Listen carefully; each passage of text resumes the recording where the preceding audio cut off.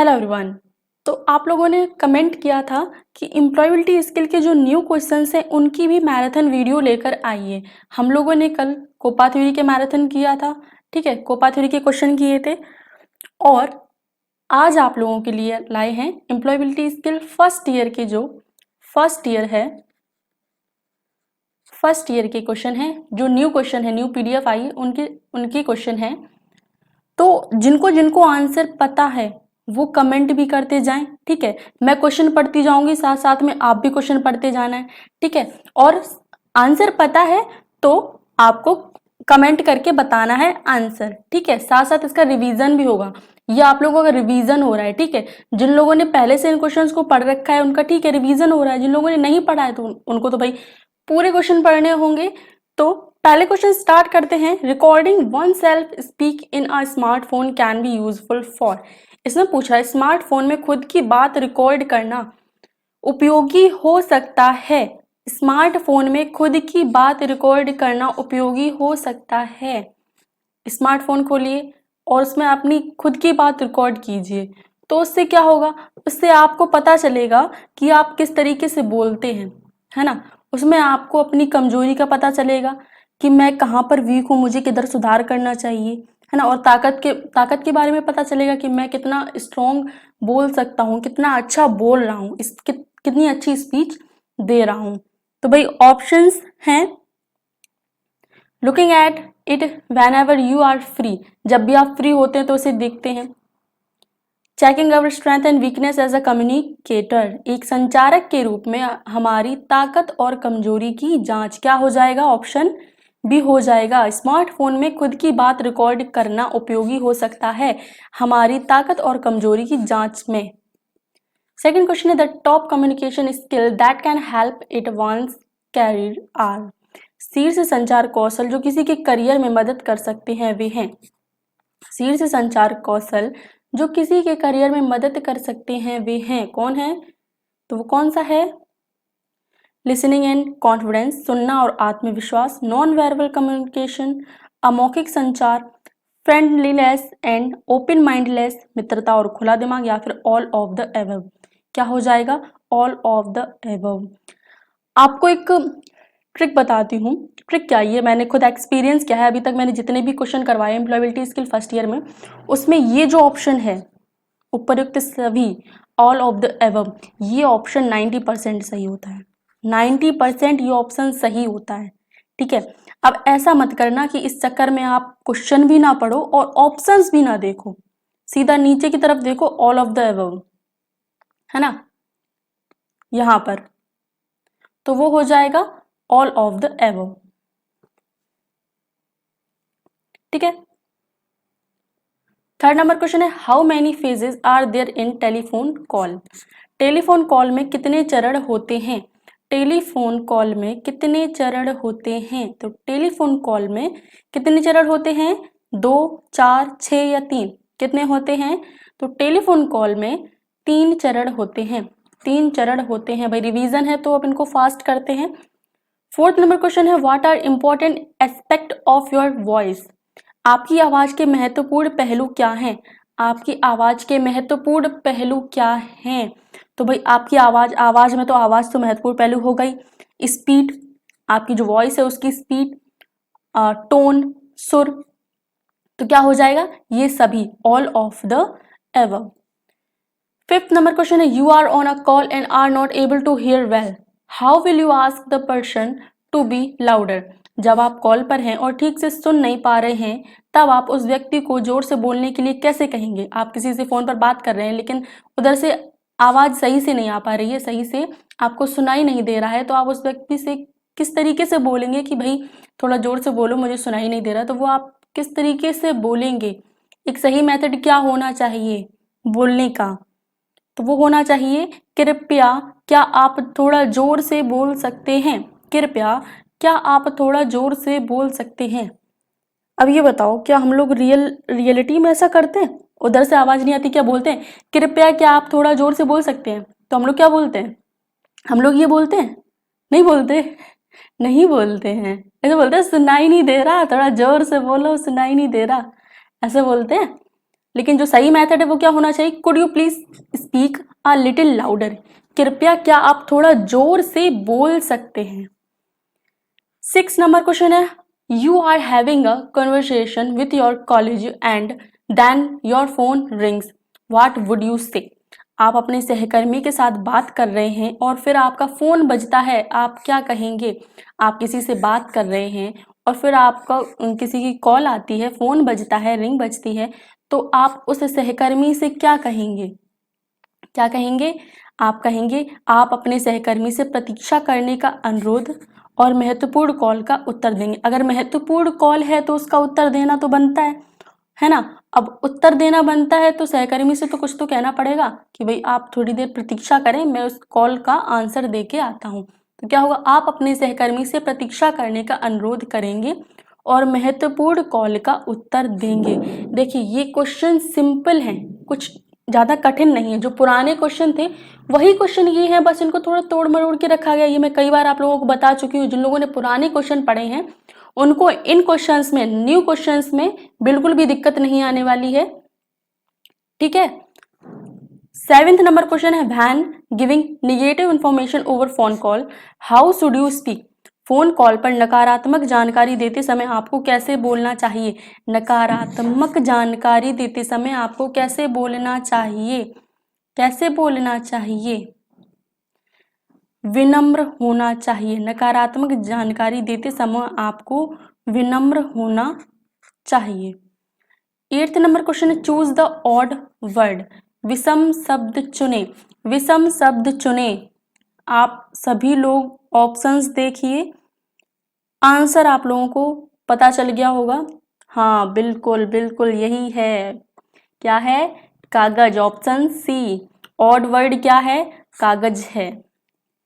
9th number question, fill in the blank with the right word. The company dash goods to Vietnam. सही शब्द से रिक्त स्थान की पूर्ति कीजिए। तो क्या है, कंपनी डैश वियतनाम को माल, वियतनाम को माल क्या निर्यात करती है, खरीदती है, असत्य है या फिर गोश्त जाता है। तो क्या होगा, कंपनी वियतनाम को माल निर्यात करती है, यहाँ पर होगा निर्यात, ठीक है, निर्यात क्या हो जाएगा, ऑप्शन ए। 10 नंबर क्वेश्चन है, what will be the right statement for their is fire in the factory. यहाँ पर पूछ रहा है कि जो सेंटेंस है इसके लिए सही कथन क्या होगा। तो क्या सेंटेंस है, कारखाने में आग है, कारखाने में आग है, कारखाने में आग है। तो क्या प्रवेश प्रतिबंधित है, एंट्री इज रेस्ट्रिक्टेड, प्रवेश प्रतिबंधित है। क्या कारखाने में आग है तो भाई प्रवेश तो प्रतिबंधित होगा ही, है ना। अब अंदर जाओगे तो जलने के अलावा कुछ नहीं मिलेगा, अंदर जाओगे तो जल के क्या राख हो जाओगे, है ना, हड्डियां मिलेंगी केवल। तो क्या है, प्रवेश प्रतिबंधित है। 11th नंबर क्वेश्चन है, rearrange the following words to form a sentence. इसमें वाक्य बनाने के लिए निम्नलिखित शब्दों को पुनर्व्यवस्थित करें। तो ऑप्शन ही पढ़ लेते हैं, ऑप्शंस को पढ़ते हैं। अखबार बूढ़ा आदमी पढ़ रहा था, ये तो गलत हो गया। अखबार बूढ़ा आदमी पढ़ रहा था, या फिर बूढ़ा आदमी अखबार पढ़ रहा था, या फिर इनमें से कोई नहीं। तो क्या होगा, तो होगा बूढ़ा आदमी अखबार पढ़ रहा था, बूढ़ा आदमी अखबार पढ़ रहा था। अगला है, frame a question for this response, I missed the bus. इस प्रतिक्रिया के लिए एक प्रश्न तैयार करें। मेरी बस छूट गई, मेरी बस छूट गई, ठीक है। अगर मैं आप लोगों से कहूं कि मेरी बस छूट गई तो आप लोग सामने से क्या प्रतिक्रिया दोगे, क्या प्रतिक्रिया दोगे, तुम्हें देरी क्यों हुई, तुम्हें देरी क्यों हुई जो तुम्हारी बस छूट गई, क्या हो जाएगा, ऑप्शन बी। 13 नंबर क्वेश्चन है, change the sentence to past tense. Past tense में बदलना है। तो क्या है, ही इज राइटिंग, वो लिख रहा है, वो लिख रहा है। सबसे पहले यहाँ पे ही है, पहला ऑप्शन है शी, जो गलत हो गया। और पास्ट में, ठीक है, भूतकाल यानी कि बीत चुका है, भूतकाल बीत चुका है। तो क्या, ही वॉज रिटिंग, वह लिख रहा था, वह लिख रहा था यानी वह लिख चुका है। अगला है, how will you disagree politically. आप विनम्रता से कैसे असहमत होंगे, आप विनम्रता से कैसे असहमत होंगे? तो कैसे असहमत होंगे? I am afraid I disagree with you in this. I am afraid I disagree with you in this. अगला है name the skill that helps to learn other language skill like reading writing. उस कौशल का नाम बताइए जो अन्य भाषा कौशल जैसे पढ़ना लिखना सीखने में मदद करता है। तो उस कौशल का नाम क्या है जो मदद करता है पढ़ने में लिखने में और सीखने में? तो वो क्या है? वो है लिसनिंग, सुन सुन के सीखना। क्या है? लिसनिंग। अगला है what does listening involve. What does listening involve, सुनने में क्या शामिल है? तो सुनने में तो सबसे पहले सुनना ही शामिल है, सुना जा रहा है, hearing. And understanding and responding, समझना और जवाब देना, मतलब सुनना, उस बात को समझना और जवाब देना। जैसे मैं अभी आपको क्वेश्चन पढ़ा रही हूँ तो क्वेश्चन आप सुन रहे हो, उसके बाद समझ रहे हो, समझ में आ रहा है तो उसका आप जवाब दे रहे हो। तो क्या हो जाएगा? क्या हो जाएगा? Both A and B. Option D both A and B, यानी कि ऑप्शन ए भी होगा सही और ऑप्शन बी भी होगा सही। तो क्या हो जाएगा? Both A and B. अगला है maintaining tool in good condition is. उपकरणों को अच्छी स्थिति में बनाए रखना। उपकरणों को अच्छी स्थिति में बनाए रखना, तो ये क्या है? तो ये इसेंशियल है। उपकरणों को अच्छी स्थिति में बनाए रखना जरूरी है। अगर उपकरणों को अच्छी स्थिति में नहीं बनाए रखेंगे तो वो अच्छी तरीके से काम भी नहीं करेंगे, ज़्यादा समय तक काम नहीं करेंगे, जल्दी खराब हो जाएंगे। तो उपकरणों को अच्छी स्थिति में बनाए रखना क्या है? इसेंशियल है, जरूरी है। अगला है where have you been all these. कहाँ थे तुम अब तक, या फिर ये सब। तो कहाँ थे तुम? क्या हो जाएगा? इन दिनों कहाँ थे तुम। ऑप्शन बी इन दिनों कहाँ थे तुम। अगला है 20 नंबर क्वेश्चन है Rahul enjoys dash with his pet dog. Rahul अपने पालतू कुत्ते के साथ डैश का आनंद लेते हैं। क्या हो जाएगा? खेलने का। राहुल अपने पालतू कुत्ते के साथ खेलने का आनंद लेते हैं। क्या हो जाएगा? खेलने का। 21 नंबर क्वेश्चन है Razia enjoys playing in the rain. The naming word in the sentence is. इसमें पूछ रहा है रजिया को बारिश में खेलने में मजा आता है, तो वाक्य में नामकरण शब्द क्या है? नामकरण शब्द क्या है? भाई 10th क्लास पढ़े हो ना आप लोग, तो इसका आंसर आप लोगों को पता होना चाहिए। 10th क्लास अगर आप पढ़े हैं तो इसमें नामकरण शब्द पूछ रहा है, तो एक ही नाम है, वो क्या है? रजिया ही तो है, रजिया ही है। तो क्या होगा? Razia, option A. अगला है today's weather is going to be. Today's weather is going to be, आज का मौसम होगा। आज का मौसम पूछ रहा है तो आशावान तो नहीं हो सकता। मौसम आशावान कब से होने लगा? गर्म हो सकता है। नीला नीला नहीं हो सकता, क्यों? नीला मौसम नहीं होता है, नीला आसमान होता है। आसमान की बात अगर यहाँ पर होती है, आज का आसमान होगा तो हम नीला यहाँ पे कर सकते थे, लेकिन यहाँ पर मौसम की बात हो रही है, वो क्या होगा? वार्म होगा। बहुत जरूरी, ये तो कुछ है ही नहीं। क्या हो जाएगा? वार्म, ऑप्शन बी राइट होगा। राइट। अगला है pick the sentence with correct punctuation. सही विराम चिन्ह वाले वाक्य का चयन कीजिए। यहाँ पर विराम चिन्ह वाले वाक्य का चयन करना है, तो वेयर इज द जनरेटर, तो यहाँ पर प्रश्नवाचक, इसमें पूछ रहा है कहाँ है, ये तो प्रश्नवाचक शब्द हो गया। अगर प्रश्नवाचक शब्द है तो यहाँ पर प्रश्नवाचक चिन्ह भी लगना चाहिए। ठीक है, यहाँ पर देखिए, यहाँ पर प्रश्नवाचक है, यहाँ पर प्रश्नवाचक है, यहाँ पर प्रश्नवाचक है, पूरा टेंस प्रश्नवाचक है, लेकिन यहाँ पर जो चिन्ह है ये नहीं लगा हुआ है, तो क्या हो जाएगा? ऑप्शन ए। ठीक है, जनरेटर कहाँ है। 24 number question, identify the kind of sentence. Leave the room immediately. वाक्य के प्रकार को पहचाने। तुरंत कमरे से बाहर निकलें, ये वाक्य है। तुरंत कमरे से बाहर निकलें, तो ये किस प्रकार का वाक्य है? इस वाक्य को पहचाने। प्रश्नवाचक, विस्मयादिबोधक, अनिवार्य या फिर कथात्मक, तो ये है imperative, option C imperative. 25 number question है I am a welder, I work with. मैं एक वेल्डर हूँ, मैं इसके साथ काम करता हूँ। मैं एक वेल्डर हूँ और मैं इसके साथ काम करता हूँ। किसके साथ? भाई किसके साथ काम करते हैं आप? वेल्डर हैं, आप वेल्डर हैं तो क्या नेल पॉलिश? गलत। रोबोट या फिर लैपटॉप?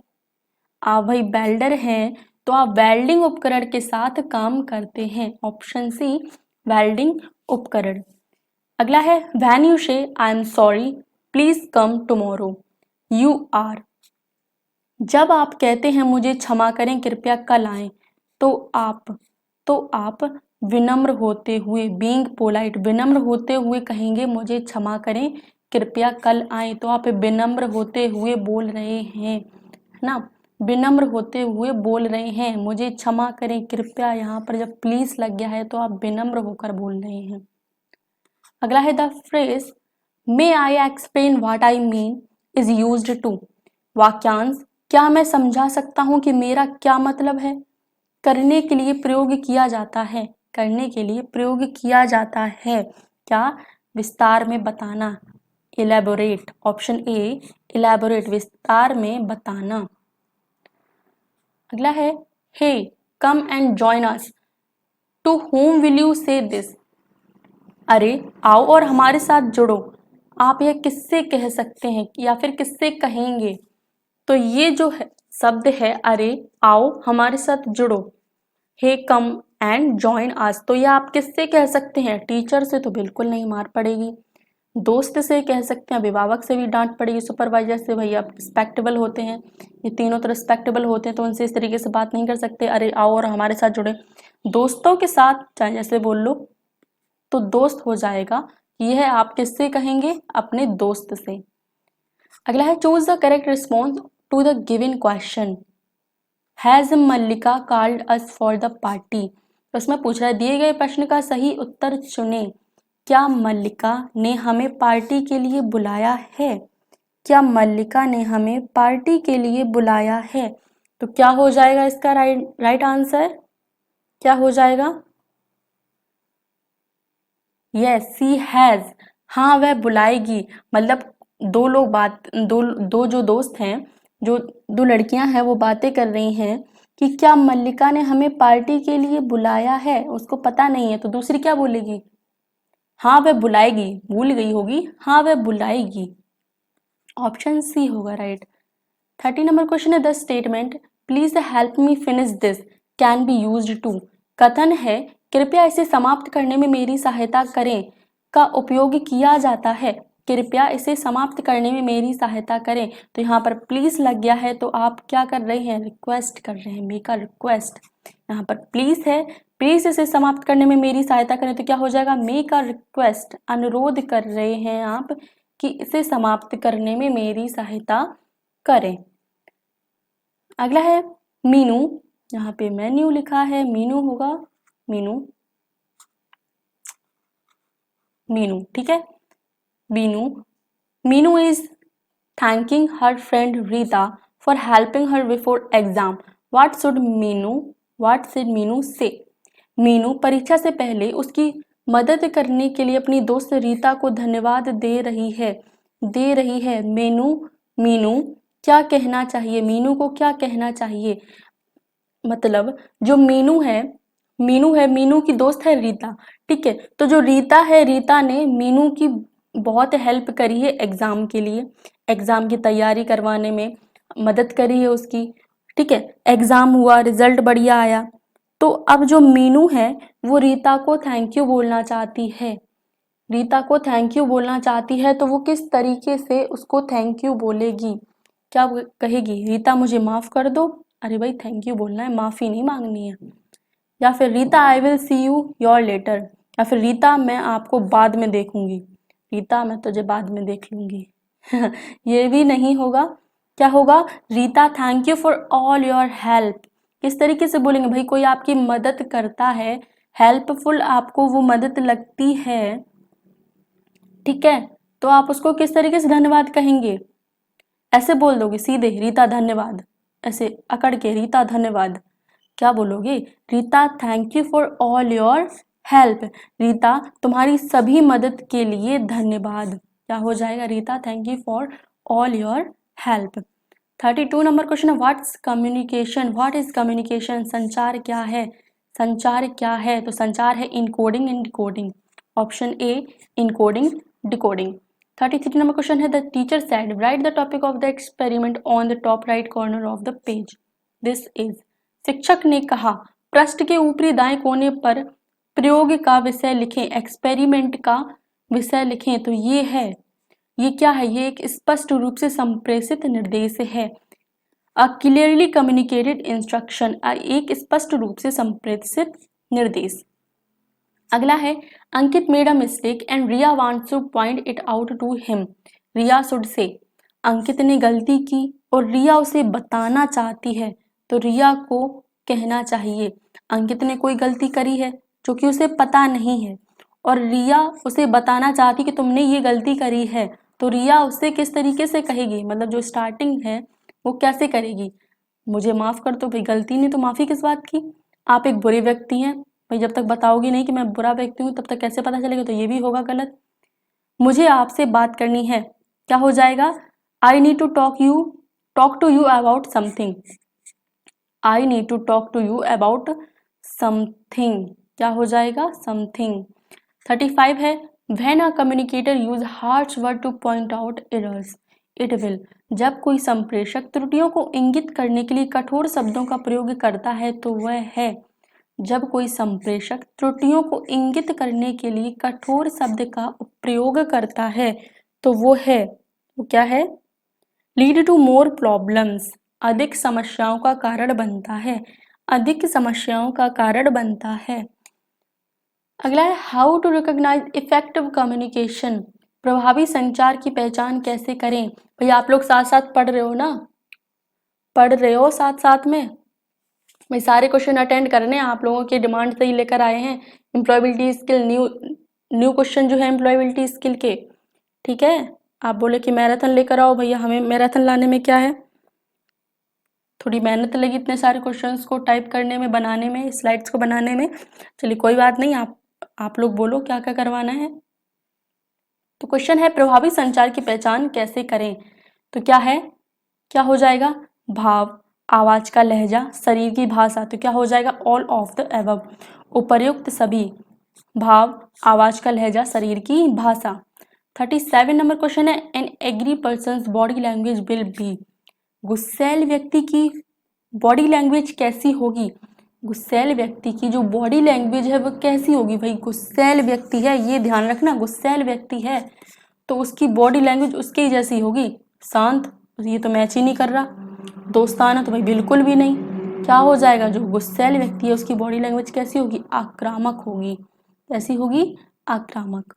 अगला है one way of improving your communication is skill is, आपके संचार को बेहतर बनाने का एक तरीका कौशल है, तो वो कौन सा है, कौन सा है वो, practising with friends and getting feedback, दोस्तों के साथ प्रैक्टिस करें और फीडबैक लें कि भाई जो मैंने प्रैक्टिस करी है वो कैसा है, मुझे कहाँ सुधार करना चाहिए, तो क्या हो जाएगा practising with friends and getting feedback. अगला है I am Saran, I am from Ahmedabad, I am really fond of running and travelling, this is an, उसमें पूछ रहा है अरे मैं सरन हूँ, मैं अहमदाबाद से हूँ, मुझे दौड़ने और यात्रा करने का बहुत शौक है, तो यह एक फॉर्मल इंट्रोडक्शन है, इनफॉर्मल इंट्रोडक्शन है या फिर उपयुक्त दोनों है या फिर इनमें से कुछ नहीं है, तो इसमें क्या है, आई एम सरन, ये तो सही है, मैं अहमदाबाद से हूँ, मुझे दौड़ने और यात्रा करने का शौक है, तो जो इंट्रोडक्शन होता है वो ऐसे होता है कि मैं सरन हूँ और मेरी ये क्वालिफिकेशन है वगैरह वगैरह, ये शौक, मैं कहाँ से बिलोंग करता हूँ, मुझे दौड़ने और यात्रा करने का शौक है, तो ये किस प्रकार का परिचय हुआ, ये हुआ इनफॉर्मल इंट्रोडक्शन, क्या हो जाएगा इनफॉर्मल इंट्रोडक्शन। अगला है details of place to study, sorry details of place of study, branch and specialisation should be communicated during, अध्ययन के स्थान, शाखा और विशेषज्ञता के विवरण के दौरान सूचित किया जाना चाहिए, सूचित किया जाना चाहिए, तो क्या हो जाएगा एन इंटरव्यू, एक साक्षात्कार, क्या होगा एक साक्षात्कार। अगला है when you are given a speech it is always better to. जब आप भाषण देते हैं तो यह हमेशा बेहतर होता है, हमेशा बेहतर होता है। तो क्या है, क्या होगा, सीधे खड़े हो जाएं और मंच पर थोड़ा आराम से चलें। Stand straight and walk a little on the stage casually. अगला है news reporters on television need to maintain proper level of. टेलीविजन पर समाचार संवाददाताओं को उचित स्तर बनाए रखने की आवश्यकता है, उचित स्तर बनाए रखने की आवश्यकता है। तो क्या, आवाज, आई कांटेक्ट, पोस्चर। तो क्या हो जाएगा, उपर्युक्त सभी। अगला है introducing over self effectively help in creating a good impression among. अपने आप को प्रभावी ढंग से पेश करने से डेस्क के बीच एक अच्छा प्रभाव बनाने में मदद मिलती है, एक अच्छा प्रभाव बनाने में मदद मिलती है। तो वो कौन सा है, भविष्य के दोस्त, शिक्षक, भविष्य की नियोक्ता। क्या हो जाएगा, ऑल ऑफ द एबव।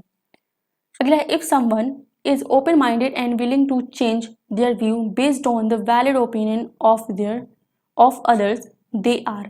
यदि कोई खुले विचारों वाला है और दूसरों की मान राय के आधार पर अपना दृष्टिकोण बदलने को तैयार है तो वह एक गुड कम्युनिकेटर है। वो क्या है, वो एक गुड कम्युनिकेटर है, गुड कम्युनिकेटर है जो एक खुले विचारों वाला है। जो गुड कम्युनिकेटर है वो खुले विचारों वाला है और दूसरों की मान राय के आधार पर अपना दृष्टिकोण बदलने को तैयार है। तो वो क्या है, गुड कम्युनिकेटर है। When the another person is talking, a good communicator will always। जब दूसरा व्यक्ति बात कर रहा हो, एक अच्छा संचारक हमेशा।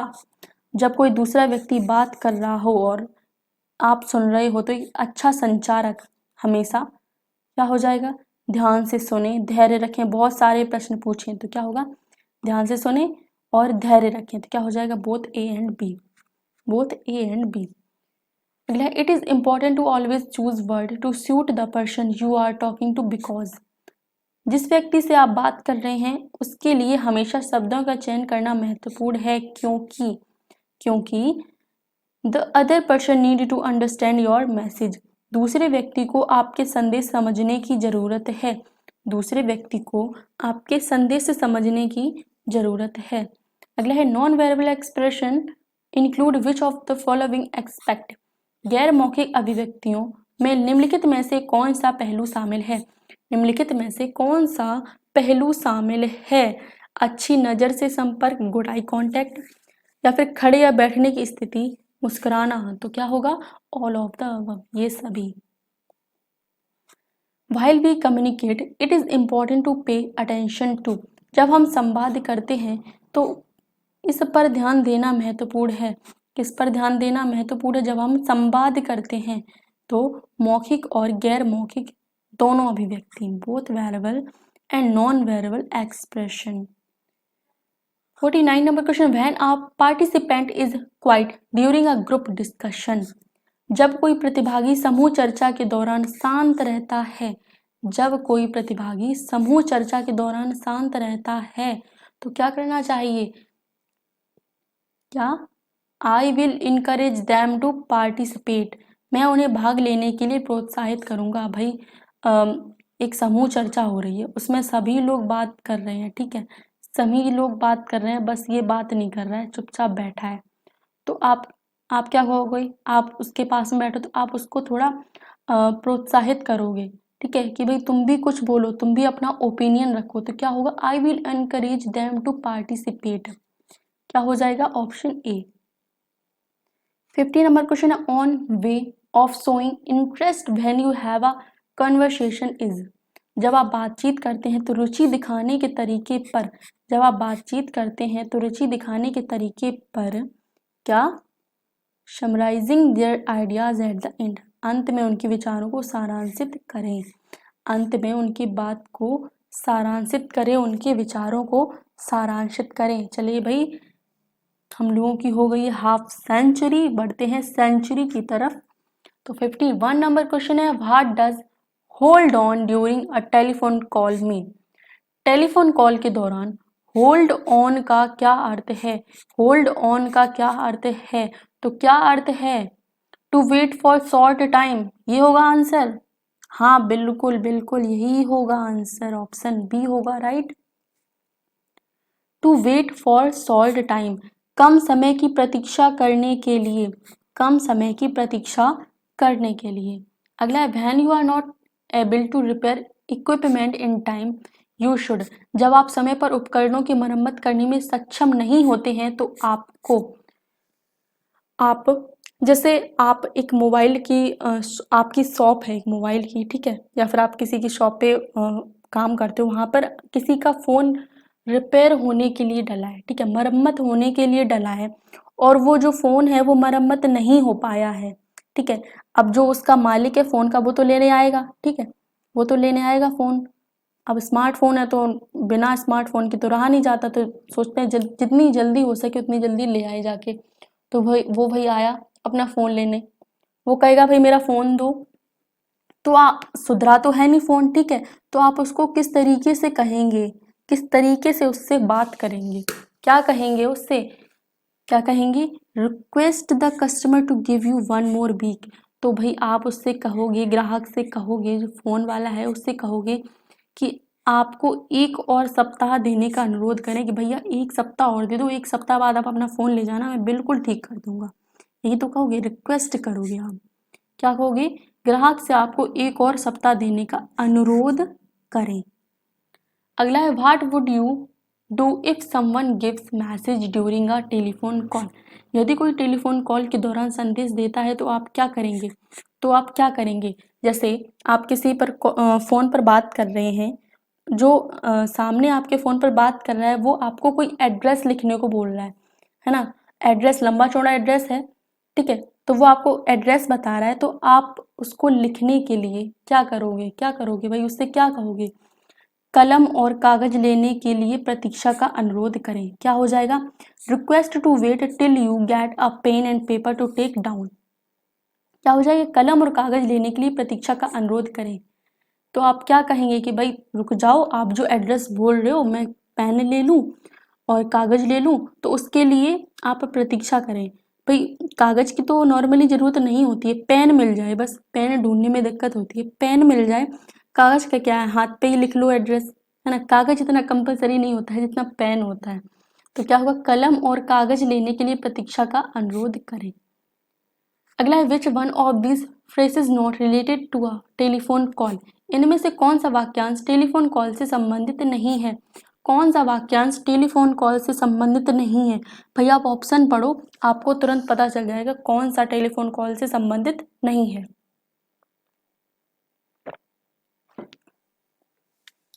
तो कौन सा हो जाएगा, कौन सा वाक्यांश टेलीफोन से संबंधित नहीं है, मेकअप, कौन सा नहीं है, मेकअप, पिकअप, भाई कोई फोन आ रहा है तो उसको पिकअप तो करना होगा, होल्ड ऑन भी होता है, अभी हमने पिछले क्वेश्चन में पढ़ा, और कॉल बैक, तो ये तीनों तो हैं, मेकअप ये नहीं है। 55 number question, which of this is issued introduce applicant to employers, इनमें से किसका प्रयोग नियोक्ताओं से आवेदकों का परिचय कराने के लिए किया जाता है, नियोक्ताओं से आवेदकों का परिचय कराने के लिए किया जाता है। तो क्या हो जाएगा, रिज्यूम, ऑप्शन सी, फिर से शुरू करना, रिज्यूम। अगला है what can we write in our resume, हम अपने रिज्यूम में क्या लिख सकते हैं, तो हम अपने रिज्यूम में क्या लिख सकते हैं, क्वालिफिकेशन, कौशल, एक्सपीरियंस, तो क्या लिख सकते हैं, सब कुछ लिख सकते हैं हम अपने रिज्यूम में, क्वालिफिकेशन भी लिख सकते हैं, स्किल्स भी लिख सकते हैं, एक्सपीरियंस भी लिख सकते हैं, तो क्या हो जाएगा, ऑल ऑफ द एबव। अगला है body language and neat appearance can help achieve success in interviews as they give confidence, शरीर की भाषा और उपस्थिति की आवश्यकता साक्षात्कार में सफलता प्राप्त करने में मदद कर सकती है क्योंकि वे आत्मविश्वास देते हैं, आत्मविश्वास देते हैं। तो ये एक स्टेटमेंट है, आपको बताना है कि ये जो स्टेटमेंट है वो सत्य है या असत्य है, ये जो स्टेटमेंट है वो सत्य है या असत्य है, तो वो क्या हो जाएगा, तो ये जो स्टेटमेंट है ये सत्य है, शरीर की भाषा और उपस्थिति की आवश्यकता साक्षात्कार में सफलता प्राप्त करने में मदद कर सकती है क्योंकि वे आत्मविश्वास देते हैं, तो ये जो स्टेटमेंट है वो सत्य है। अगला है looking into the speakers eyes while listening and listeners eyes while speaking so on as a confidence person। ये भी स्टेटमेंट है, ये आपको बताना है सत्य है या सत्य है। तो स्टेटमेंट पढ़ते हैं। सुनते समय वक्ता की आंखों में देखना और बोलते समय श्रोता की आंखों में देखना एक आत्मविश्वासी व्यक्ति के रूप में दर्शाता है। एक आत्मविश्वासी व्यक्ति के रूप में दर्शाता है। तो क्या ये स्टेटमेंट सत्य है? बिल्कुल, ये एक स्टेटमेंट सत्य है। अगला है leave letters written to the instructor and principal are informal letter. ये भी स्टेटमेंट है। प्रशिक्षक को लिखे गए अवकाश पत्र और सिद्धांत अनौपचारिक पत्र है। क्या प्रशिक्षक को लिखे गए अवकाश पत्र और सिद्धांत अनौपचारिक पत्र हैं? ये स्टेटमेंट फॉल्स है। फॉल्स है। अनौपचारिक कैसे हो सकता है भाई? अवकाश पत्र हम किसे देते हैं? प्रशिक्षक को ही तो देते हैं, ठीक है। उनसे ही तो हम छुट्टी लेते हैं कि भाई 2 दिन के लिए छुट्टी दे दो, बीमार हो गए या फिर कहीं बाहर जा रहे हैं। तो ये अनौपचारिक कैसे हो गया? ये तो औपचारिक है। तो क्या हो जाएगा? फॉल्स। अगला है how should one greet people. किसी को लोगों का अभिवादन कैसे करना चाहिए? किसी को लोगों का अभिवादन कैसे करना चाहिए? उदास चेहरे के साथ, एक सुखद मुस्कान के साथ, गुस्से से भरे चेहरे के साथ या फिर डर के साथ? डर के साथ। तो कैसे अभिवादन करना चाहिए भाई? आपके घर पे कोई मेहमान आए हैं, आपने दरवाजा खोला, तो उनका आप अभिवादन कैसे करेंगे? उदास चेहरे के साथ, गुस्से से भरे चेहरे के साथ, भाई कहाँ से आ गई ये, नाश्ता इनको खिलाना पड़ेगा अब, है ना। गुस्से से भरे चेहरे के साथ या फिर डर के साथ? क्या ये पढ़ाई के बारे में पूछेंगे भाई, और क्या पढ़ रहे हो, आगे क्या पढ़ना है, ऐसे? तो अभिवादन कैसे करना चाहिए? एक सुखद मुस्कान के साथ, एक सुखद मुस्कान के साथ, विद अ प्लीजेंट स्माइल। अगला है पर्सनल हाइजीन इंक्लूड्स। व्यक्तिगत स्वच्छता में शामिल है। व्यक्तिगत स्वच्छता में शामिल है। तो क्या क्या शामिल है? चमकदार दांत, साफ बाल और नाखून, दागदार दांत, साफ बाल और नाखून, दागदार दांत, गंदे बाल और साफ नाखून, या फिर दागदार दांत, गंदे बाल और गंदे नाखून। बताइए, व्यक्तिगत स्वच्छता में शामिल है। क्या शामिल है भैया? चमकदार दांत, चकाचक दांत, साफ बाल और साफ नाखून। क्या है? Option A, shiny teeth, clear hair and nails. अगला है playing with phone or objects while listening to someone is. किसी की बात सुनते समय फोन या वस्तुओं से खेलना। किसी की बात सुनते समय फोन या वस्तुओं से खेलना मतलब कोई आपसे कुछ कह रहा है, ठीक है, कोई आपसे कुछ कह रहा है, आप थोड़ा थोड़ा सुन भी रहे हो और उसी समय आप फोन पर भी लगे हो या फिर किसी वस्तु से खेल रहे हैं, बिजी हैं उसमें। तो ये किस प्रकार का बिहेवियर है? ये बैड बिहेवियर है। ये किस प्रकार का बिहेवियर है? ये एक बैड बिहेवियर है। अगला है nodding the head is an important visual sign to show that you are listening. ये एक स्टेटमेंट है। सिर हिलाना यह दिखाने के लिए महत्वपूर्ण दृश्य संकेत है कि आप सुन रहे हैं। आप सुन रहे हैं। तो ये जो स्टेटमेंट बिल्कुल सत्य है। सिर हिलाना यह दिखाने के लिए महत्वपूर्ण दृश्य संकेत है कि आप सुन रहे हैं। क्या हो जाएगा? True. Unawareness of the difference between good and bad touch leads to unpleasant experience. ये भी स्टेटमेंट है। अच्छे और बुरे स्पर्श के बीच के अंतर की अनभिज्ञता अप्रिय अनुभव की ओर ले जाती है। तो ये स्टेटमेंट क्या है? सत्य है। ये स्टेटमेंट कैसा है? सत्य है। अगला है which one of these is an example of bad touch. इनमें से कौन बैड टच का उदाहरण है? इनमें से कौन बैड टच का उदाहरण है? तो वो है stranger touching you when you are alone. जब आप अकेले हों तो अजनबी आपको छूता है। तो ये एक बैड टच का उदाहरण है। अगला है स्टेटमेंट है ये भी, I feel good, happy, loved and protected when I experience a good touch. मैं अच्छा, खुश और प्यार और संरक्षित महसूस करता हूँ जब मैं एक अच्छे स्पर्श का अनुभव करता हूँ। ये जो स्टेटमेंट है क्या ये सत्य है? बिल्कुल। मैं एक अच्छा, खुश, प्यार और संरक्षित महसूस करता हूँ जब मैं एक अच्छे स्पर्श का अनुभव करता हूँ। तो ये स्टेटमेंट है बिल्कुल सत्य। अगला है why do most interviews have the question tell me about yourself. अधिकांश साक्षात्कारों में मुझे अपने बारे में बताएं प्रश्न क्यों होता है। मतलब आप बहुत सारे इंटरव्यूज में जाते हो तो एक ही क्वेश्चन, कॉमन क्वेश्चन होता है, भाई शुरुआत तो इसी से होती है इंटरव्यू लेने की कि tell me about yourself, आप अपने बारे में कुछ बताएं। जो इंटरव्यू लेने वाले होते हैं वो यही तो पूछते हैं, मुझे अपने बारे में बताएं। तो क्या होगा, the interviewers expect a short and quick introduction of the candidate. साक्षात्कार उम्मीदवार की एक प्रकार और त्वरित परिचय की अपेक्षा करता है। अगला है the interviews is testing your subject knowledge in the interview, you should use. साक्षात्कारकर्ता साक्षात्कार में आपके विषय ज्ञान का परीक्षण कर रहा है। आपको डैश का उपयोग करना चाहिए। आपको उपयोग करना चाहिए क्या, आंसर प्रीसियसली एंड कंप्लीटली, सटीक और पूरी तरह से उत्तर। कैसा, सटीक और पूरी तरह से उत्तर।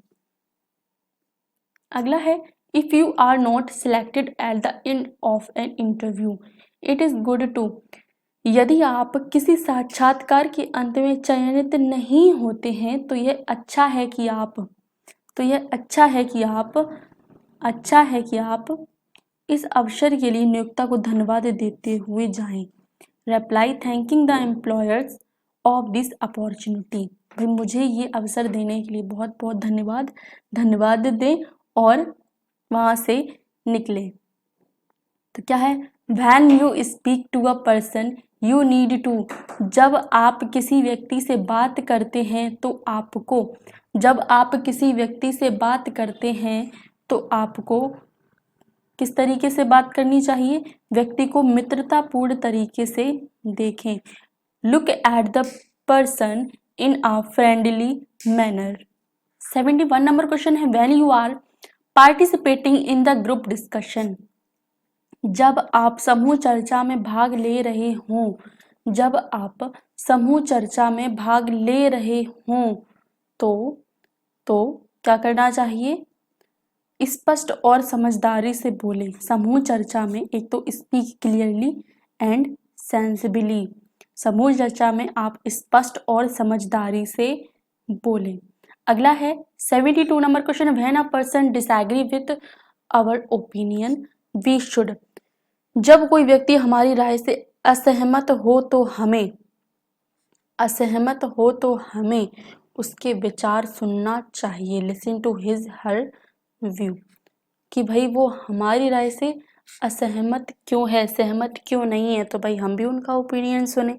तो क्या है, उनके विचारों को सुने।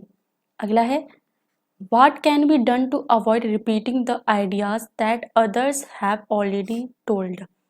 दूसरों द्वारा पहले ही बताए गए विचारों को दोहराने से बचने के लिए क्या किया जा सकता है। दूसरों द्वारा पहले ही बताए गए विचारों को दोहराने से बचने के लिए क्या किया जा सकता है, तो क्या किया जा सकता है, we should listen carefully to avoid repetition. पुनरावृत्ति से बचने के लिए हमें ध्यान से सुनना चाहिए।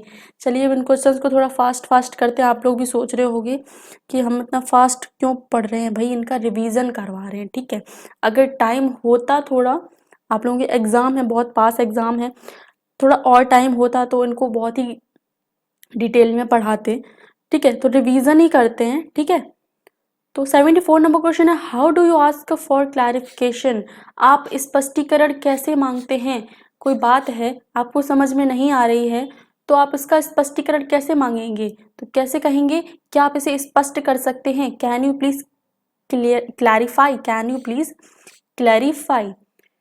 अगला है you apply for apprenticeship to your dream company but you receive a rejection mail, how will you handle the situation. आप अपनी ड्रीम कंपनी में शिक्षता के लिए आवेदन करते हैं लेकिन आपको एक अस्वीकृति मेल प्राप्त होता है। आप इस स्थिति को कैसे संभालेंगे। भाई आप अपनी ड्रीम कंपनी में काम करना चाहते थे, उसके लिए आवेदन किया था लेकिन वो जो आवेदन है वो अस्वीकृत कर दिया गया है, ठीक है। तो आप स्थिति को कैसे संभालेंगे। धन्यवाद कहें और आगे बढ़ें, ठीक है। धन्यवाद कहें और आगे बढ़ें। अगला है how do successful people handle failure, जो सफल लोग होते हैं वो असफलता को कैसे संभालते हैं। भाई सफल लोग जो होते हैं उन्होंने असफलता को तो कभी कभी सामना किया होगा असफलता का, तो वो उन फेलियर को कैसे संभालते हैं, कैसे संभालते हैं, वे अपनी गलतियों से सीखते हैं। ठीक है, they learn from their mistake. जो सक्सेसफुल पर्सन होते हैं, सक्सेसफुल मैन होते हैं, सक्सेसफुल पीपल होते हैं, वो अपनी गलतियों से सीखते हैं, गलतियों से ही सीख कर एक सफल इंसान बनते हैं। When others say hurtful things about us we should, जब दूसरे हमारे बारे में आहत करने वाली बातें कहते हैं तो हमें क्या करना चाहिए। जब दूसरे हमारे बारे में आहत करने वाली बातें कहते हैं तो हमें क्या करना चाहिए। तो क्या करना चाहिए, ऐसे विचारों को अनदेखा करना चाहिए। जो कोई हमारे बारे में आहत करने वाली बातें बोल रहा है उनको अनदेखा करना चाहिए और खुद पर विश्वास रखना चाहिए। जहाँ आप अपने आप पर विश्वास करना बंद कर देंगे ना, आप दूसरों के मानने लगेंगे। तो क्या होना चाहिए, ऐसे विचारों को अनदेखा करें और खुद पर विश्वास रखें। Identify a long term goal from the following, निम्नलिखित में से एक दीर्घकालिक लक्ष्य की पहचान करें। निम्नलिखित में से एक दीर्घकालिक लक्ष्य की पहचान करें। दीर्घकालिक यानी लंबे समय तक चलने वाला, तो क्या है, टाइपिंग कौशल में महारत हासिल करें। ये तो भाई 1 महीने का कोर्स करो, 1 मंथ का टाइपिंग कौशल हो गई। एक प्रतिष्ठित कंपनी के लिए काम करना, या फिर कंप्यूटर का उपयोग क्या जिंदगी भर करोगे, कंप्यूटर के सामने ही बैठे रहोगे। या फिर विदेशी भाषा सीखना, इसका भी कोर्स करो, ये हो जाएगा। तो ये तीनों तो नहीं होंगे, ये तो लॉन्ग टर्म में ये आते हैं शॉर्ट टर्म में, इनको आप बहुत ही कम समय में सीख सकते हैं।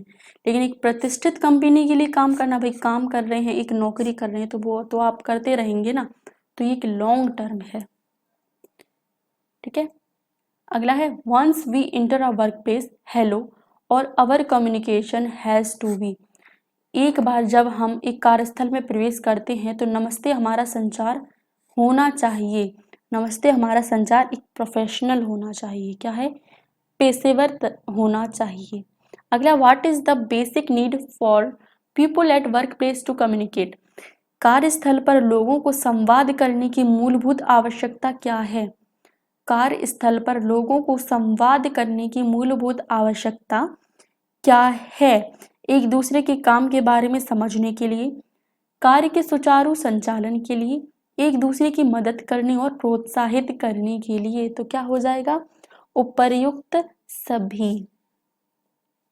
अगला है man and women have different ways of communicating eight the work place, understanding this difference is called, कार्यस्थल पर पुरुषों और महिलाओं के संवाद करने के तरीके अलग अलग होते हैं, इस अंतर को समझना कहा जाता है, इस अंतर को समझना कहा जाता है। तो वो क्या होगा, जेंडर सेंसिटिविटी, लिंग संवेदनशीलता।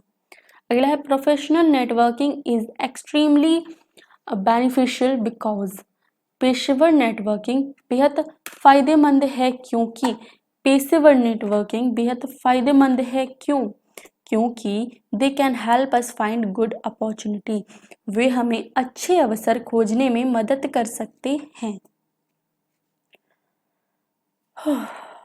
अगला है LinkedIn, LinkedIn is a website that can be used to, LinkedIn एक ऐसी वेबसाइट है जिसका इस्तेमाल, लिंक्डइन का इस्तेमाल किसमें किया जाता है, किसमें किया जाता है, तो वो है meet new members of our profession, अपने पेशे के नए सदस्यों से मिलना, अपने पेशे के नए सदस्यों से मिलना। अगला एक good way to respond to the question shall we start the discussion is, तो इसमें पूछ रहे प्रश्न का उत्तर देने का एक अच्छा तरीका है, तो क्या है, क्या हम चर्चा शुरू करेंगे, क्या हम चर्चा शुरू करेंगे या फिर करें, तो इसका उत्तर क्या होना चाहिए। कोई अगर आपसे बोले कि क्या हम चर्चा शुरू करें, तो आप उत्तर में क्या बोलेंगे, हाँ चलिए शुरू करते हैं, क्या होगा, हाँ चलिए शुरू करते हैं। अगला the folder one carries for interviews should contain, साक्षात्कार के लिए जो फोल्डर वहन करता है उसमें क्या क्या होना चाहिए, ये सभी होना चाहिए, resume, marksheet, identity sorry identity card, identity card. भाई कल से मैराथन चल रही है, कोपा थ्योरी की कल मैराथन करी, आज एम्प्लॉयबिलिटी के लिए कर रहे हैं, तो भाई टंग ट्विस्ट हो रही है। अगला है as part of grooming which of the following are essential for attending interviews. Grooming के भाग के रूप में साक्षात्कार में भाग लेने के लिए निम्नलिखित में से कौन सा आवश्यक है? कौन सा आवश्यक है, इतना ले लेते हैं, इतने पे ध्यान देते हैं। साक्षात्कार में भाग लेने के लिए निम्नलिखित में से कौन सा आवश्यक है? साक्षात्कार में जा रहे हैं, ठीक है, साक्षात्कार में जा रहे हैं, तो उसमें से सबसे इंपॉर्टेंट चीज क्या है? क्या? फॉर्मल कपड़े, फॉर्मल कपड़े। भाई फॉर्मल कपड़े पहने भाई, साक्षात जहाँ पे जिस तरीके से जा रहे हैं, जैसे शादियों में जा रहे हैं तो शादियों की तरह पहने, ठीक है, बर्थडे पार्टी है तो उस तरीके की पहने, पार्टी की तरह पहने, छोटा फंक्शन है उस तरीके से पहने, और इंटरव्यू के लिए जा रहे तो उस तरीके पहने, और स्कूल जा रहे तो स्कूल की ड्रेस पहने। तो साक्षात्कार में भाग लेने के लिए निम्नलिखित में से कौन सा आवश्यक है? तो वो है फॉर्मल ड्रेस। क्या हो जाएगा? Formal dress. What should you avoid doing during a group discussion? समूह चर्चा के दौरान आपको क्या करने से बचना चाहिए? क्या करने से बचना चाहिए? तो क्या करने से बचना चाहिए? दूसरों की लापरवाही सुने, listen to others carelessly, listen to others carelessly, दूसरों की लापरवाही से सुने, मतलब दूसरों की जो बातें हैं वो लापरवाही से सुने, ध्यान से ना सुने। The people with whom you will have to communicate at the workplace include, कार्यस्थल पर जिन लोगों से आपको संवाद करना होगा उनमें शामिल है, उनमें शामिल है, तो उनमें क्या शामिल है? कौन कौन? सुपरवाइजर और सहकर्मी।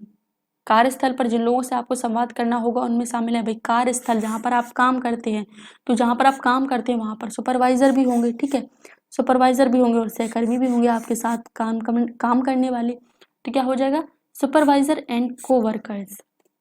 अगला है which of this is not a online job search platform.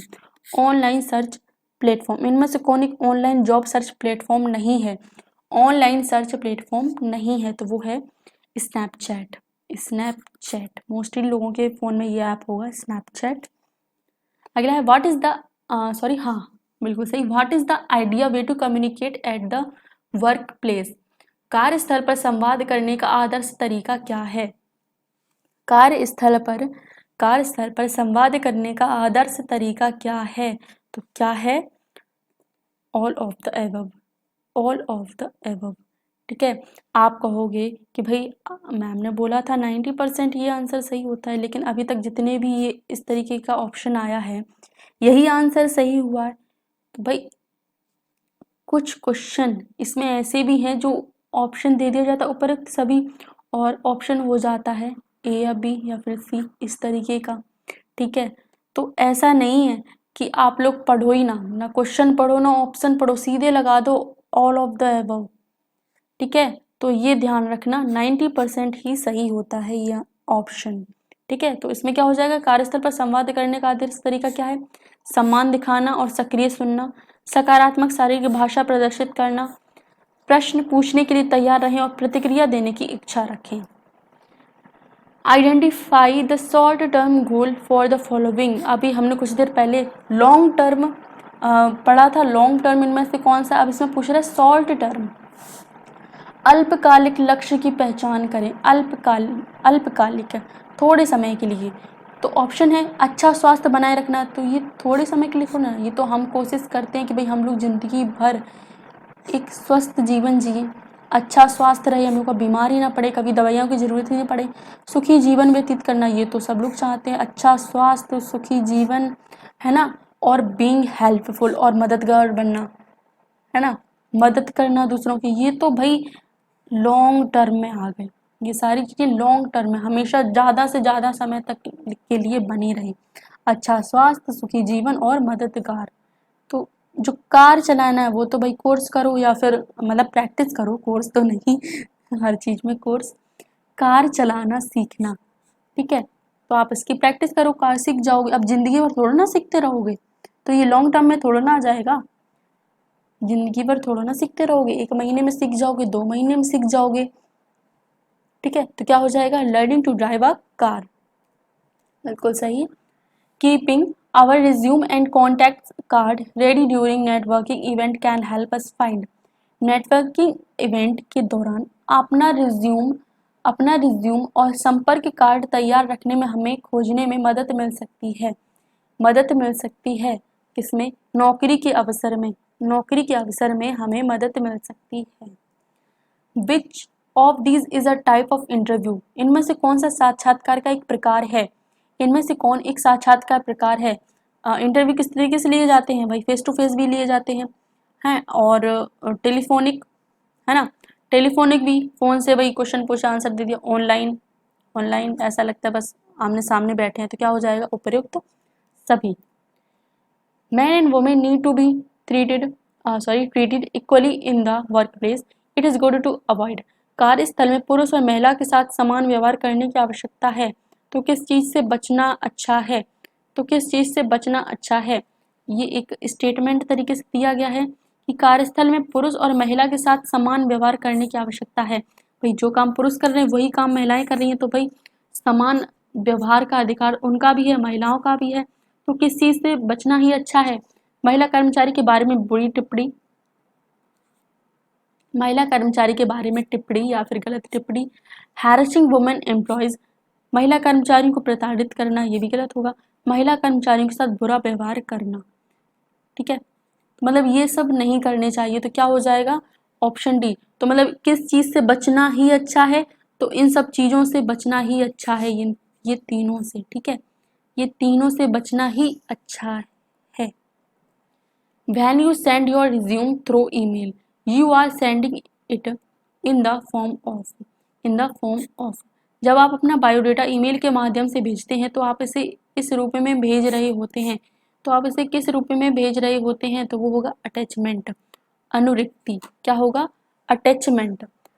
अगर it is useful to get recommendation and endorsement storm, क्या होगा? सिफारिश और अनुमोदन प्राप्त करना उपयोगी है। सिफारिश और अनुमोदन प्राप्त करना उपयोगी है इसमें फॉर्मर कॉलेज एंड सुपरवाइजर, पूर्व सहयोगियों और पर्यवेक्षकों से। अगला है when you check your watch frequently while speaking to a supervisor, he or she will get. जब आप पर्यवेक्षक से बात करते समय अपनी घड़ी की बार बार जांच करते हैं तो उसे आप क्या कर रहे हैं? चढ़ा रहे हैं, इरिटेट कर रहे हैं। क्या हो जाएगा? Irritate. What kind of emotional barriers can be overcome when people communicate? जब लोग संवाद करते हैं तो किस प्रकार की भावनात्मक बाधाओं को दूर किया जा सकता है? जब लोग संवाद कर रहे हैं तो किस प्रकार की भावनात्मक बाधाओं को दूर किया जा सकता है?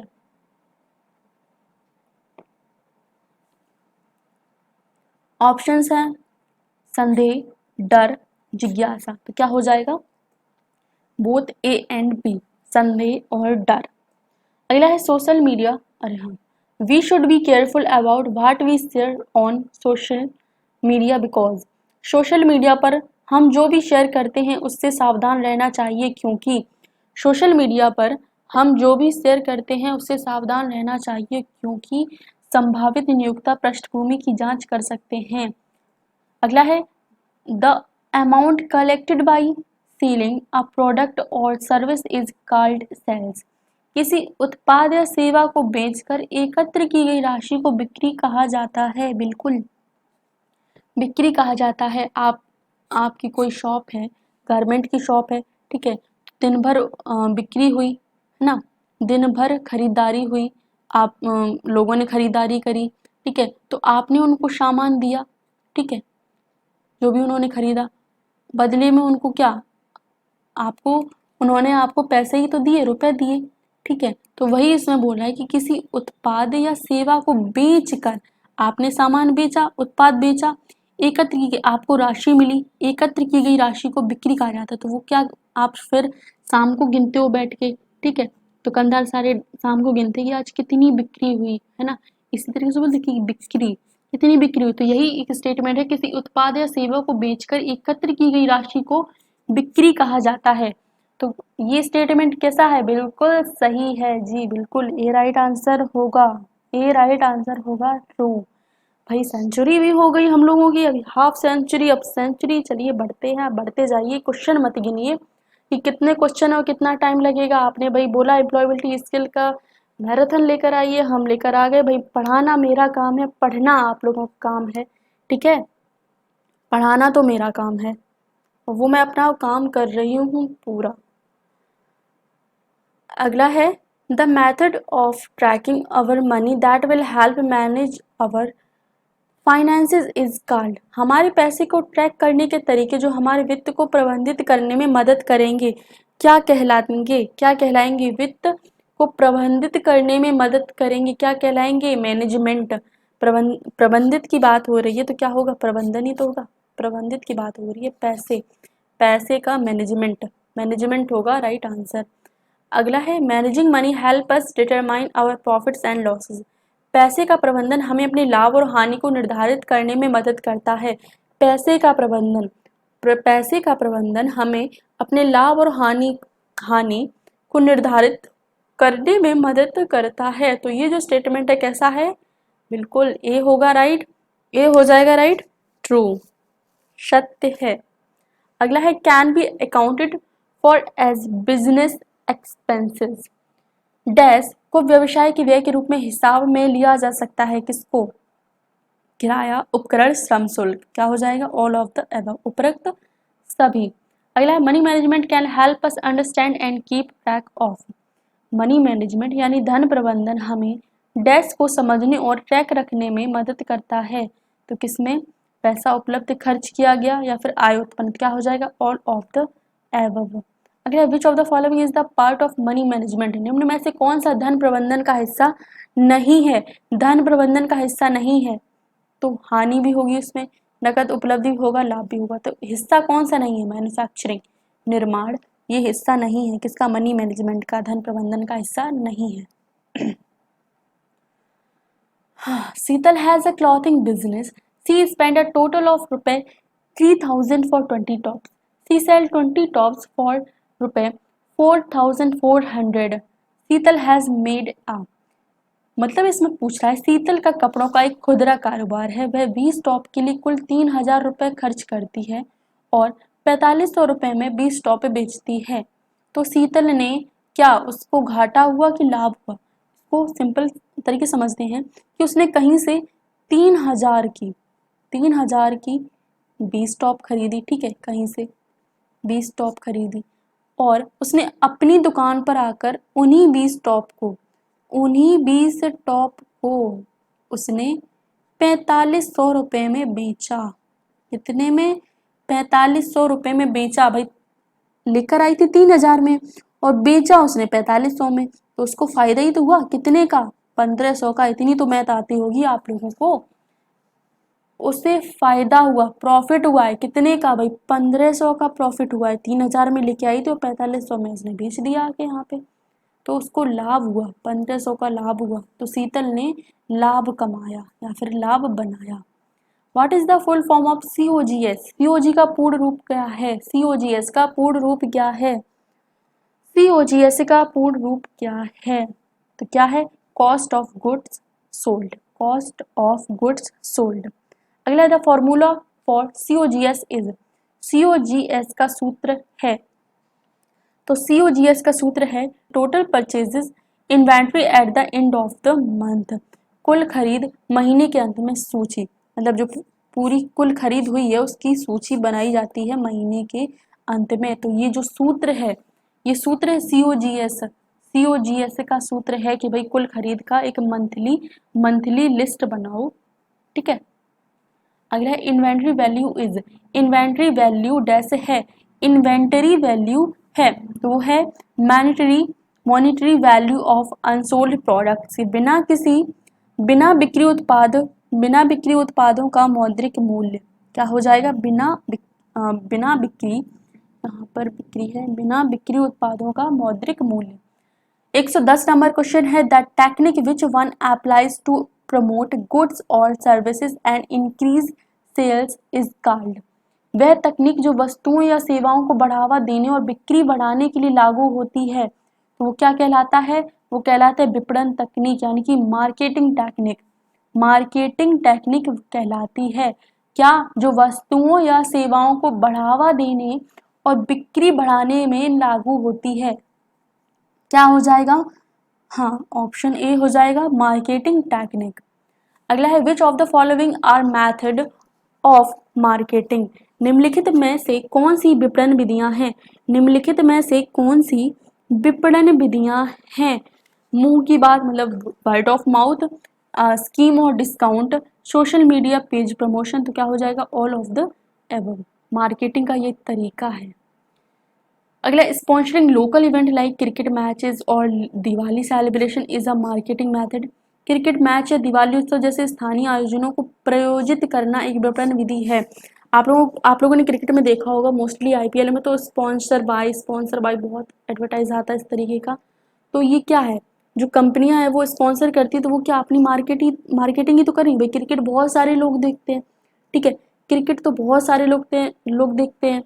तो उनको ये लगता है कि क्रिकेट को अगर स्पॉन्सर करेंगे, किसी टीम को स्पॉन्सर करेंगे तो ज़्यादा से ज़्यादा लोग देखेंगे, और ज़्यादा से ज़्यादा लोग देखेंगे तो ज़्यादा से ज़्यादा लोगों के पास हमारा जो कंपनी का प्रोडक्ट है वो उसके बारे में जानकारी मिलेगी।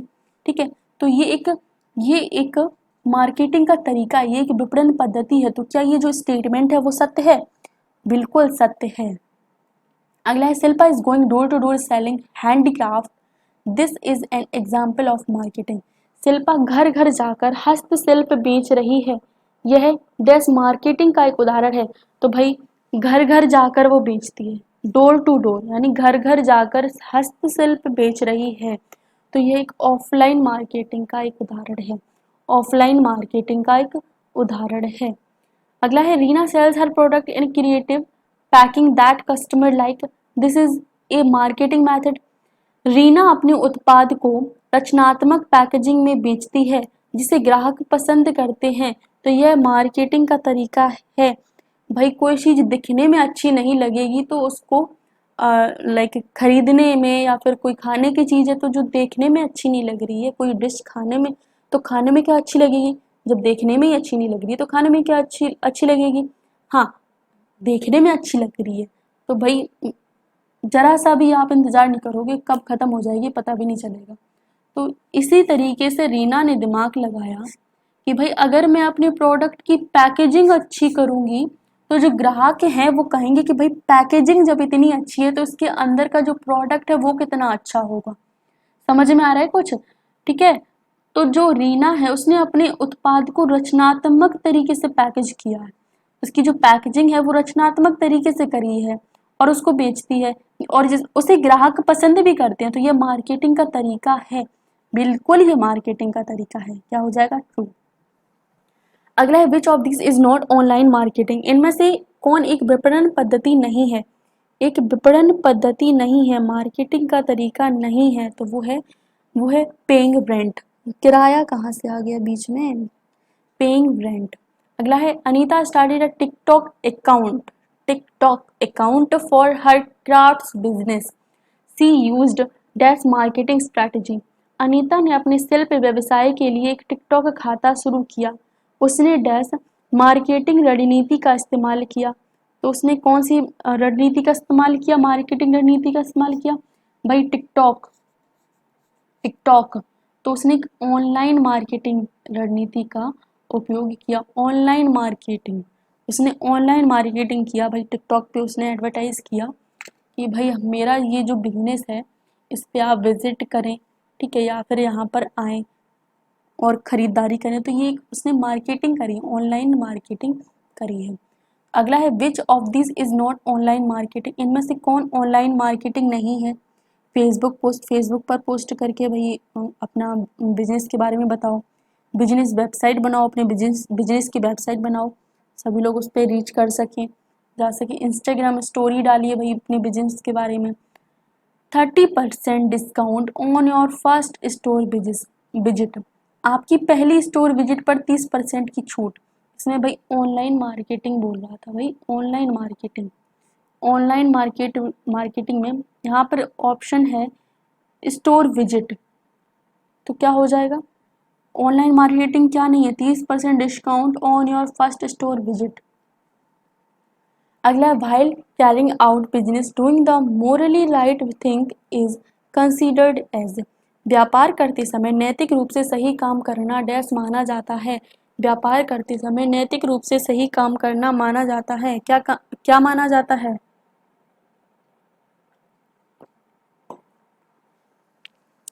तो वो है बिजनेस एथिक्स, व्यापार नैतिकता। Discipline, honesty, accountability, and these are the core values while talking to customers.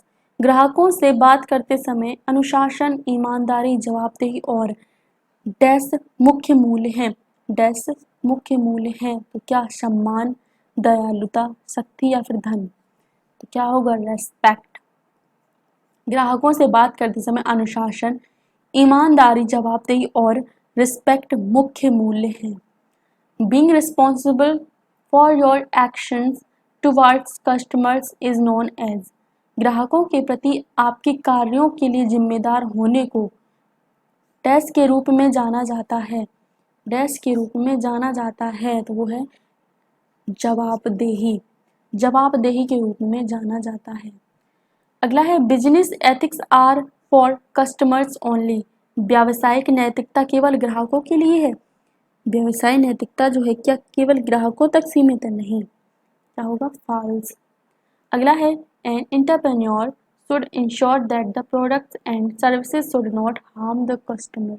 एक उद्यमी को यह सुनिश्चित करना चाहिए कि उत्पादों और सेवाओं से ग्राहक को नुकसान ना पहुंचे। तो ये स्टेटमेंट है, ये सत्य है कि नहीं है?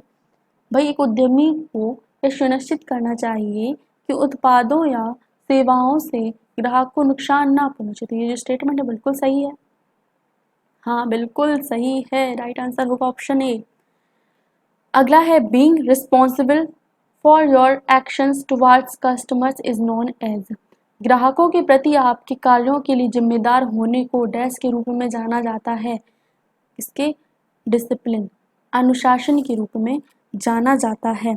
देखिए इन मैराथन में पिछले मैराथन कोपा थ्योरी की थी, ठीक है, तो उसमें मैंने लगभग 150 क्वेश्चन थे लगभग, ठीक है, 150 क्वेश्चन थे। तो आप लोग ये मत सोचना कि उन्हीं 150 क्वेश्चन में सब कुछ आएगा। भाई कोपा थ्योरी के बहुत सारे क्वेश्चन हैं, ठीक है, उनको मैंने अभी तक मैं 25 क्वेश्चन करवाती थी, ठीक है, सोचा मैराथन करवा दूं, 150 क्वेश्चन एक साथ निपटा दूं, है ना, मैराथन कर दी। आप बोले ईएस की लेकर आओ तो ईएस की भी लेकर आए। तो आप लोग ये मत सोचना कि एम्प्लॉयबिलिटी स्किल मैंने जितने करवाए हैं उतने ही क्वेश्चन बस हैं और इन्हीं में से आएंगे क्वेश्चन, इन्हीं में से आएंगे। लेकिन इतना ये नहीं है कि 150 क्वेश्चन करवाए हैं तो इन्हीं 150 में से आएंगे, बस इनको ही आप पढ़ते रहो। बाकी के जो क्वेश्चन उनको भी आप लोगों को पढ़ना है, ठीक है। अगला है which of these are ethics for business. इनमें से कौन व्यवसाय के लिए नैतिकता है? इनमें से कौन व्यवसाय के लिए नैतिकता है? तो क्या है? उपभोक्ता अधिकारों का सम्मान, बिल्कुल सही है, ये नैतिकता है, एथिक्स है। और ग्राहकों से लेकर सहकर्मियों से लेकर कर्मचारियों तक सभी के साथ उचित व्यवहार करना, सभी के साथ उचित व्यवहार करना ये भी नैतिकता है। भाई जो आपके साथ काम कर रहे हैं उनकी भी तो रिस्पेक्ट करनी चाहिए, तो ये एक नैतिकता में आता है, ठीक है। रिश्वत को ना कहना ये भी नैतिकता में आता है, तो क्या हो जाएगा? ऑल ऑफ द एवं। अगला है whose right is this. The right to be protected against the marketing of goods and services that are harmful for life and property. ये किसका अधिकार है? ये किसका अधिकार है? जीवन और संपत्ति के लिए हानिकारक वस्तुओं और सेवाओं के विपणन से बचाव का अधिकार। तो ये किसका अधिकार है? तो ये अधिकार है कंज्यूमर का, उपभोक्ता का, ठीक है, उपभोक्ता का। To safeguard the workplace many labour and industrial laws have been established by. कार्यबल की सुरक्षा के लिए डैश द्वारा कई श्रम और औद्योगिक कानून स्थापित किए गए। कई श्रम और औद्योगिक कानून स्थापित किए गए कार्यबल की सुरक्षा के लिए। तो किसके द्वारा? गवर्नमेंट। भाई गवर्नमेंट ही तो जो कानून है उनको स्थापित करती है, तो क्या होगा? गवर्नमेंट के द्वारा। अगला है क्वेश्चन काफी बड़ा है, चलिए पढ़ेंगे साथ में। Factories act ensures to regulate the working condition of workers in the factory which may be an objective of factory act. कारखाना अधिनियम कारखाने में श्रमिकों के काम करने की स्थिति को विनियमित करने के लिए सुनिश्चित करता है। कारखाना अधिनियम का एक उद्देश्य कौन सा हो सकता है? भाई ये तो मेन क्वेश्चन तो ये है, कारखाना अधिनियम का एक उद्देश्य कौन सा हो सकता है? तो वो हो सकता है कारखानों में श्रमिकों के स्वास्थ्य स्थिति की रक्षा के लिए। कारखाने में श्रमिकों के स्वास्थ्य स्थिति की रक्षा के लिए। ठीक है, अब आप कहोगे इसमें तो ऑप्शन 3 ही ऑप्शन है, ऑप्शन डी कहाँ है? भाई एक ऑप्शन था उसकी कोई वैल्यू नहीं थी, ऑप्शन था नन ऑफ दीज। मैंने कहा भाई वैसे भी इतना सारा इसमें लिख गया है तो इसकी जगह नहीं है, तो ये मैंने हटा दिया। ठीक है, ये मत सोचना 3 ऑप्शन है, चौथा भी ऑप्शन है लेकिन वो किसी काम का नहीं है, नन ऑफ दीज था।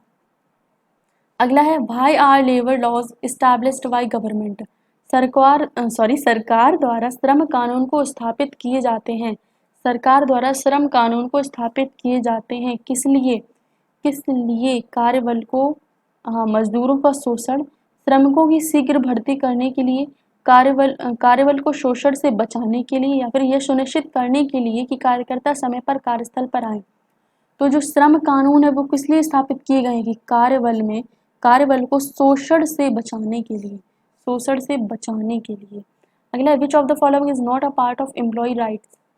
निम्न में से कौन कर्मचारी अधिकारों का हिस्सा नहीं है?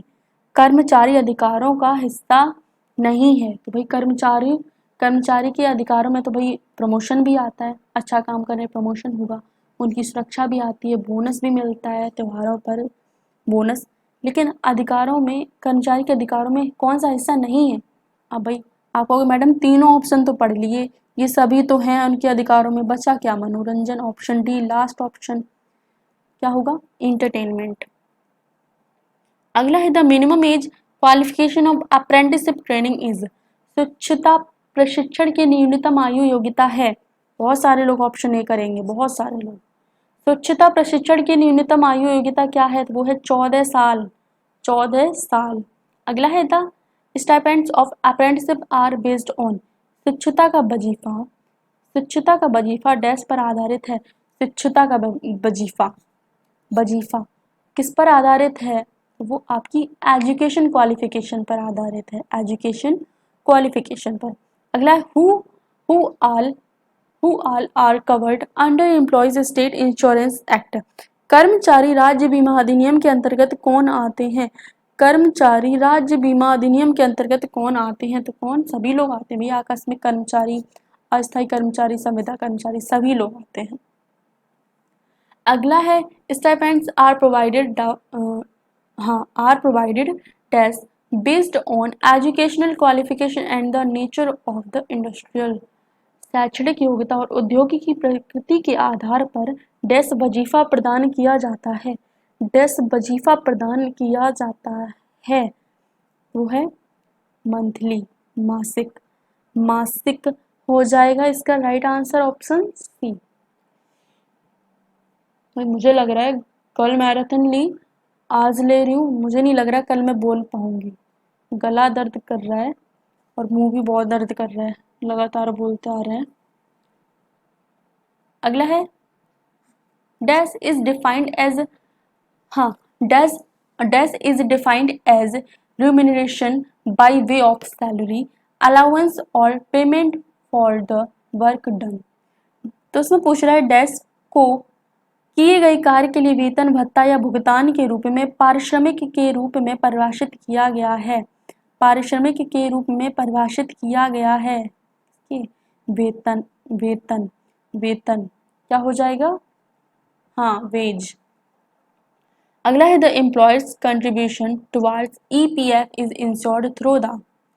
ईपीएफ के प्रति नियोक्ता का योगदान के माध्यम से सुनिश्चित किया जाता है तो क्या हो जाएगा? कर्मचारी भविष्य निधि अधिनियम, एम्प्लॉयज प्रोविडेंट फंड एक्ट।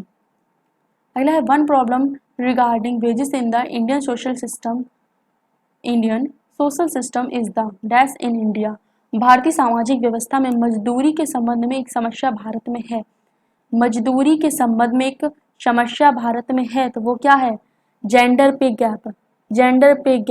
मतलब कि अगर किसी कंपनी में मैन और वुमेन, ये दोनों काम कर रहे हैं, ठीक है। जितना काम मैन पे पड़ रहा है उतना काम वुमेन पे पड़ रहा है, लेकिन जो वेतन है वो मैन आदमियों को ज़्यादा दिया जाता है और औरतों को कम दिया जाता है। इसी से रिलेटेड क्वेश्चन है, एम्प्लॉयबिलिटी स्किल में ही क्वेश्चन है, फर्स्ट ईयर में क्वेश्चन है, ठीक है। तो इसी से रिलेटेड है कि जो आदमी हैं काम तो सेम करते हैं दोनों लोग, लेकिन आदमियों को ज़्यादा वेतन दिया जाता है, औरतों को कम। अगला है labour laws help the employees to improve their social status by boosting the. इसमें पूछ रहा है श्रम कानून डैश को बढ़ावा देकर कर्मचारियों को उनकी सामाजिक स्थिति में सुधार करने में मदद करते हैं। किसको बढ़ावा देकर?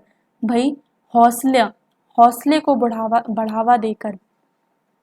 श्रम कानून जो है वो कर्मचारियों के हौसले को बढ़ावा देकर उनकी सामाजिक स्थिति में सुधार करने में मदद करते हैं। क्या हो जाएगा? हौसला। अगला है quality is all about product without. Quality is all about producing product without क्या हो जाएगा? गुणवत्ता डैश के बिना उत्पादों का उत्पादन करने के बारे में है। गुणवत्ता डैश के बिना उत्पादों का उत्पादन करने बारे में है। तो किसके?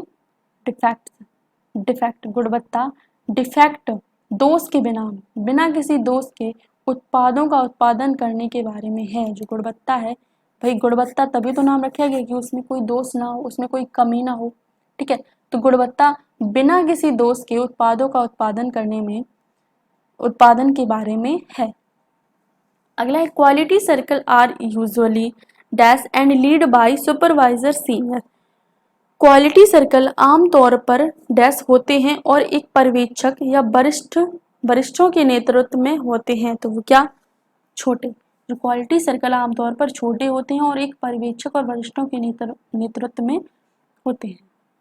अगला quality circle help employees work in team towards. गुणवत्ता मंडल कर्मचारियों को टीम में डैश की दिशा में काम करने में मदद करते हैं।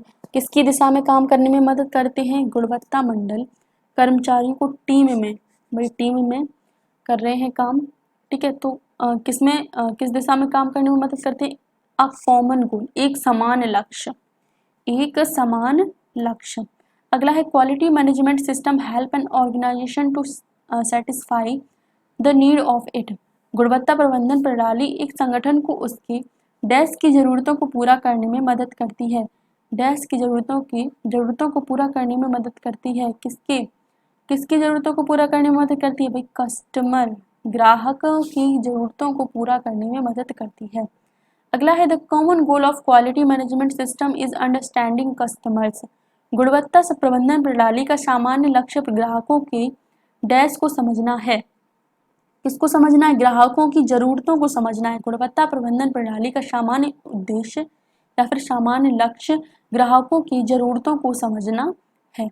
अगला है equality management system is a dash approach. एक गुणवत्ता प्रबंधन प्रणाली एक डैश दृष्टिकोण है। क्या? कैसा? Valid defined. ये गलत लिखा है भैया, वैल है यहाँ पे, वैलिड